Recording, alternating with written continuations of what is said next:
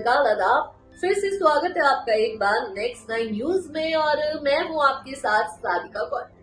तो अक्सर आपने सुना होगा कि मैं आपको कंट्रोवर्सीज के बारे में बताती रहती हूँ। हमेशा आपके सामने बॉलीवुड की कुछ न कुछ बातें मैं लेकर आती रहती हूँ, लेकिन आज मैं आपके सामने लेकर आई हूँ हॉलीवुड की उस अभिनेत्री के बारे में जिनका नाम था एलिजाबेथ। जी हाँ, एलिजाबेथ वाकई में बहुत खूबसूरत थी एलिजाबेथ। कहा जाता है कि जितनी उनकी आंखें खूबसूरत थी उतना ही उनका दिल भी खूबसूरत था। अपने मरने के आखिर दिन में अपनी सारी प्रॉपर्टी एड्स के मरीजों को दान करके चली गई एलिजाबेथ। कहा जाता है कि प्यार की तलाश में अपने 5 पतियों से तलाक लेने के बावजूद उनको अपना असली प्यार नहीं मिला और वहीं पर हो गई वो महामारी की शिकार। बता दें आपको, इतनी खूबसूरत थी वो कि उन्होंने अकेले ही बहुत पैसा कमा लिया था और कभी पैसों के मामले में कॉम्प्रोमाइज नहीं करती थी। कहा जाता है कि एलिजाबेथ जैसी हीरोइन ना आज तक बॉलीवुड में आई है और ना ही हॉलीवुड में। तो चलिए आपको बताते हैं इनके 5 पतियों का किस्सा और आखिर ये कौन सी बीमारी की हुई शिकार। तो चलिए देखिए हमारी ये report. The beauty queen of classic era. आज हम बात करने वाले हैं एलिजाबेथ के बारे में कि एलिजाबेथ टेलर की सिर्फ आंखें ही नहीं बल्कि उनका दिल भी करोड़ों का था। पूर्व और पश्चिम, ईस्ट और वेस्ट, 2 बिल्कुल अलग सभ्यताएं और 2 बिल्कुल अलग फिल्म इंडस्ट्री। इन अलग अलग फिल्म इंडस्ट्री में यूं तो ज्यादातर किस्से बड़े बड़े हीरोज के ही होते हैं, फिर भी हॉलीवुड के रॉबर्ट डी नेरो हो या क्लिंट ईस्टवुड या फिर देवानंद साहिब हो या राज कपूर, गोल्डन एरा में हीरोज की वाहवाही थी।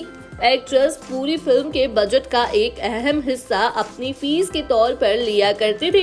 लेकिन यूएस में एलिजाबेथ टेलर और भारत में मधुबाला 2 ऐसी अभिनेत्रियां थी जो ना फीस में कोई कॉम्प्रोमाइज करती थी और ना ही उन्हें देने से कोई प्रोड्यूसर मना करता था। क्या है इसकी वजह? वजह थी उनकी बेपनाह खूबसूरती। मधुबाला के बारे में तो आपने बहुत कुछ पढ़ा है, बहुत कुछ सुना है, लेकिन आज मैं आपको हॉलीवुड की क्लियोपेट्रा नाम से मशहूर एलिजाबेथ टेलर के बारे में बताने जा रही हूँ।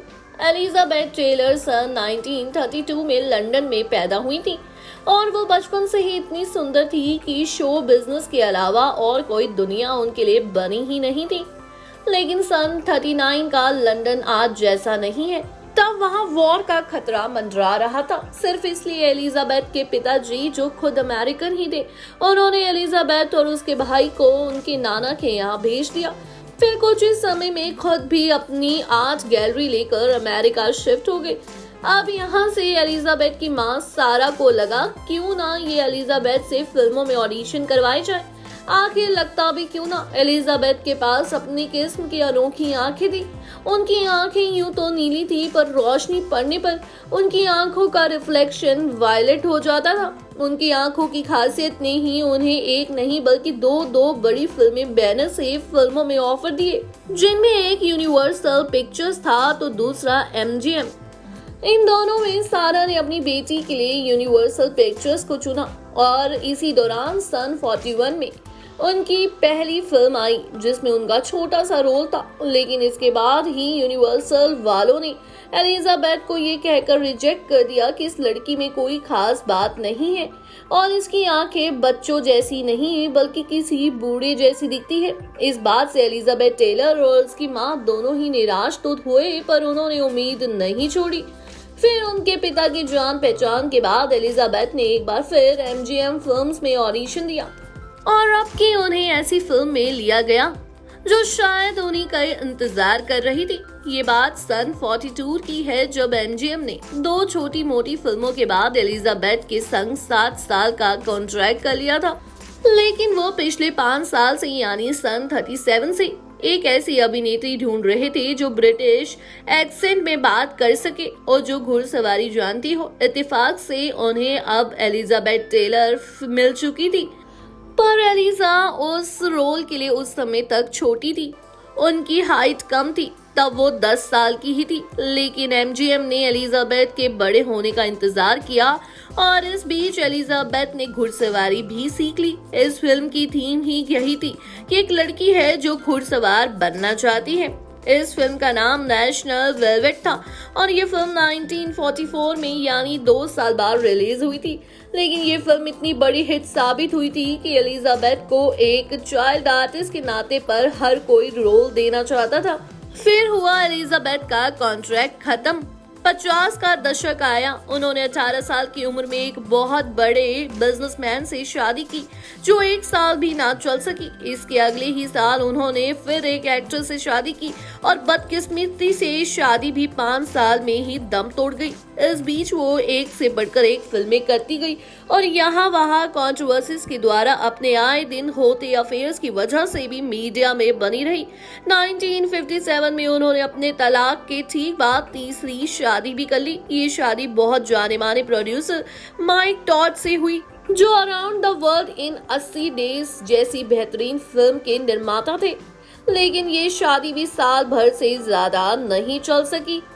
इस बार एलिजाबेथ ने तलाक नहीं दिया बल्कि माइक ने दुनिया छोड़कर ही चले गए। अब सन 59 में एलिजा अपनी दोस्त डेबी रेनोल्ड्स के साथ थी और उनकी नजर उनके पति एडी फिशर पर पड़ी और दोनों ही ऐसी निगाह मिली कि फिशर ने अपनी पत्नी को तलाक दे दिया और एलिजाबेथ से शादी कर ली। और ये एलिजाबेथ की चौथी शादी थी। फिशर और एलिजाबेथ की अच्छी निभ रही थी। एलिजाबेथ जितनी सुंदर थी उनकी सेहत उतनी ही नाजुक रही। फिल्म कलिया पेट्रो की शूटिंग रुकने का अहम कारण उनके निमोनिया के ग्रस्त होना था जिससे वो मरते मरते बची थी। फिर उन्हें स्कोलियोसिस था। ये एक प्रकार का टर्म है जिसमें जन्म से ही रीढ़ की हड्डी कुछ टेढ़ी नजर आती है। अंग्रेजी में ऐसा या इस शब्द की जैसी शेप में होती है। इसके चलते अपनी पहली कामयाबी फिल्म नेशनल वेलवेट की शूटिंग के दौरान घुड़सवारी के वक्त उन्हें चोट लग गई थी। बहुत सालों बाद सामने आई ये चोट और उस चोट के चलते एलिजाबेथ की हुई थी बहुत बड़ी सर्जरी। सन 96 में शादी के 5 साल बाद लैरी से भी उन्हें तलाक ले लिया और कहीं भी आना जाना पूरी तरीके से बंद कर दिया। इसके बाद वो तभी खबरों में आती थी जब उनको हॉस्पिटल जाना होता था जो अक्सर होता रहता था। उनकी निमोनिया की दिक्कतें बढ़ती जा रही थी। फिर सन 2000 के समय उन्हें स्किन कैंसर भी हो गया लेकिन कीमोथेरेपी से वो उससे भी पार हो गई। 2004 में उनका कंजेस्टिव हार्ट फेल हो गया। वो पेन मेकर पर आ गई। बीमारियां यहाँ भी न थमी। 6 हफ्ते तक हॉस्पिटल में रहने के बाद 2011 23 मार्च को उन्होंने शरीर छोड़ दिया। बाकी रह गई उनकी दरियादिली। मरते मरते भी अपनी डोनेशन बंद नहीं की। उन्होंने एड्स पीड़ितों की बहुत मदद की। समलिंगत पर जागरूकता फैलाने वाली वो पहली सेलिब्रिटी थी जिनका बहुत मजाक बना लिया लेकिन वो ना झुकी। और बाद में अमेरिकन प्रेसिडेंट बिल क्लिंटन तक ने उनके जाने के बाद कहा कि एलिजाबेथ ने जो लेगेसी छोड़ी वो दुनिया में कभी भूल नहीं पाएगी। जी हाँ, एलिजाबेथ को हो गया था स्किन कैंसर। हालांकि वो स्किन कैंसर से तो लड़ ली लेकिन कहते हैं कि बीमारियां उनका पीछा ही नहीं छोड़ रही थी। वहीं आपको बता दें कि एलिजाबेथ ने मूवीज करना बिल्कुल बंद कर दिया था। वो सिर्फ तभी दिखाई देती थी जब उनको हॉस्पिटल जाना होता था। वहीं आपको बता दें कि कहते हैं कि एलिजाबेथ को बहुत बड़ी बीमारी हो गई थी जो कि थी एड्स। इससे वो एड्स पीड़ितों को अपनी सारी जायदाद उनके नाम पर करके चली गई और वहीं पर अमेरिका के प्रेसिडेंट आज भी उनको याद करते हैं और कहते हैं चाहे एलिजाबेथ कैसी भी थी, चाहे उनके कितने आदमियों से संबंध थे, चाहे वो अपनी खूबसूरती पर कितना एतराती थी, लेकिन उनसे बड़ा दानी हमने आज तक नहीं देखा। अपनी जिंदगी की पूरी कमाई वो उन लोगों को दे गई जिनको उनकी असलियत में जरूरत थी। और वहीं पर बॉलीवुड और हॉलीवुड में ऐसी अभिनेत्री और इतनी सुंदर आंखों की अभिनेत्री कहीं देखने को नहीं मिली। बता दें जैसे बॉलीवुड में मधुबाला थी वैसी ही थी हॉलीवुड में एलिजाबेथ और इंडिया में भी एलिजाबेथ की खूबसूरती के बहुत दीवाने थे।